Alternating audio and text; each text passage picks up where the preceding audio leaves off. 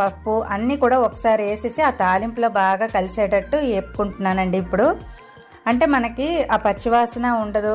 తర్వాత బియ్యంలో మనకి అదొక రకంగా ఇది వస్తుంటుంది. ఇలాగ మామూలుగా వేసేస్తే ఇందులో మాత్రం అలా ఒకసారి నూనెలో వేస్తే అలా రాదు అని అనిపిస్తూ ఉంటుంది. ఇంకా నేను పెట్టుకున్న శనగపప్పు కూడా ఇలా వేసేసుకుంటున్నానండి.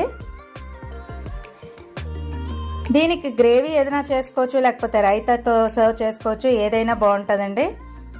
ఇప్పుడైతే మొత్తం ఇలా బియ్యం కూడా వేపేసుకుని అన్నీ ఇలా పెట్టేసుకుని ఇలా తాలింపది మనం సిద్ధం చేసుకుని ఇలా వేసేసుకుంటే మనకి చూసారు కదా నీళ్ళంతా ఎగిరిపోయినంత వరకు ఒకసారి బియ్యం వేసుకున్నాక అప్పుడు నేను నీళ్ళు యాడ్ చేస్తానండి. ఇప్పుడు